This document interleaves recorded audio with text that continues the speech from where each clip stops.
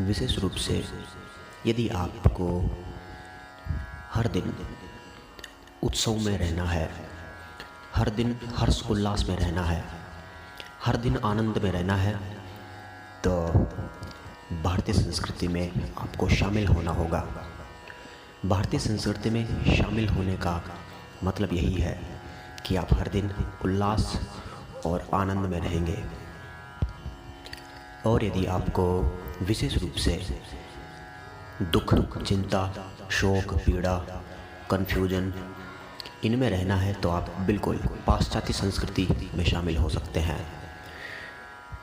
बिल्कुल आप Facebook, Instagram, WhatsApp आदि सोशल मीडिया जो हमारी बुद्धि को धार से रहित करती है, हमारी बुद्धि को भ्रष्ट करती है और हमें विशेष रूप से कार्टून बनाती है।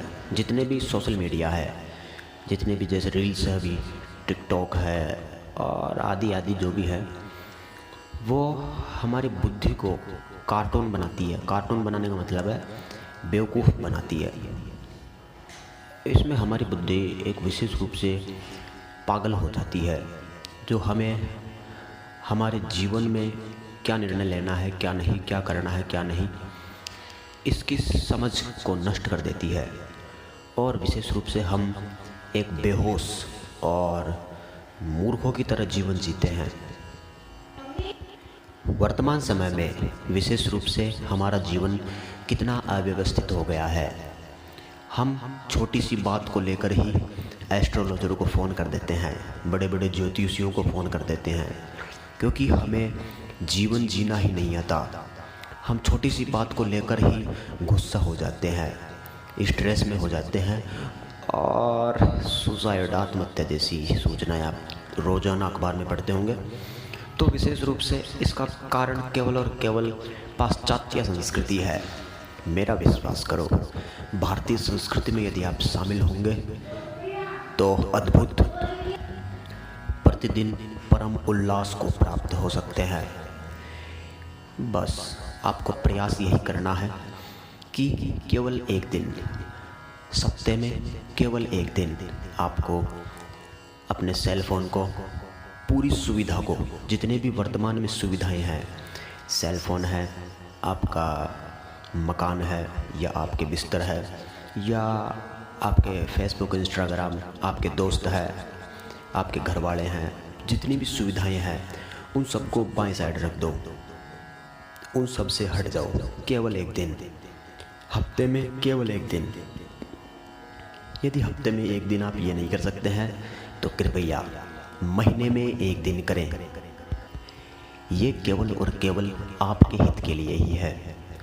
यदि आप नहीं करते हैं तो आप रोज़ाना देखते होंगे, आपकी चिंता भी रहती है, शोक भी रहता है, डर भी रहता है और कन्फ्यूजन तो रहता ही है कि मैं क्या करूं, और आपको कोई मार्ग नहीं मिलता।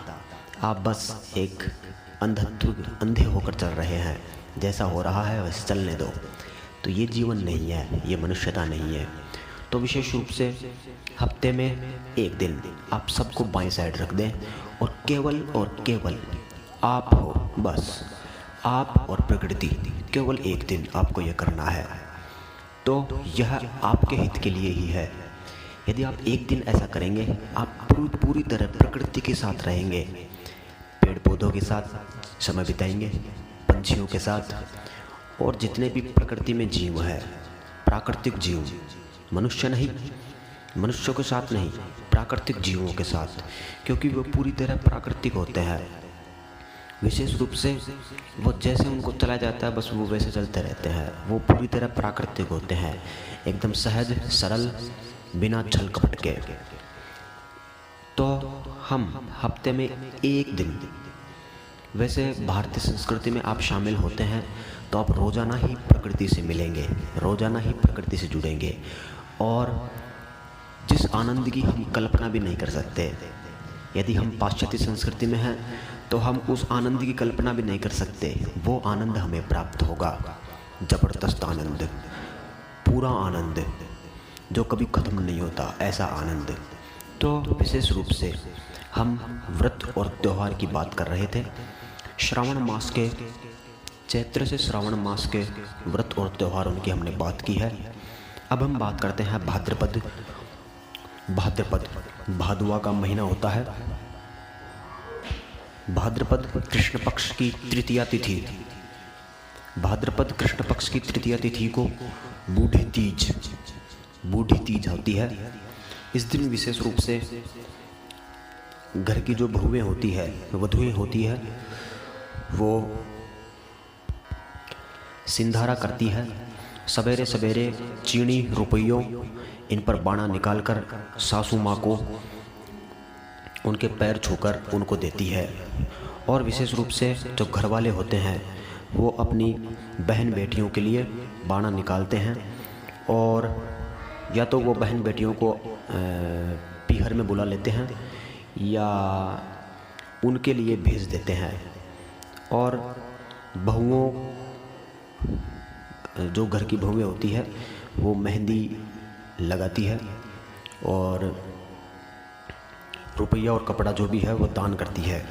और विशेष रूप से मिठाई, बड़ा पूड़ी की रसोई जीमती है और जिमाती है। तो विशेष रूप से ये जो त्यौहार होते हैं वो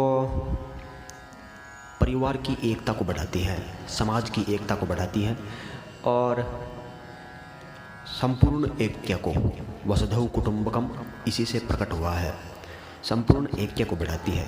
तो कृपया आप हफ्ते में एक दिन भारतीय संस्कृति में शामिल हो सकते हैं।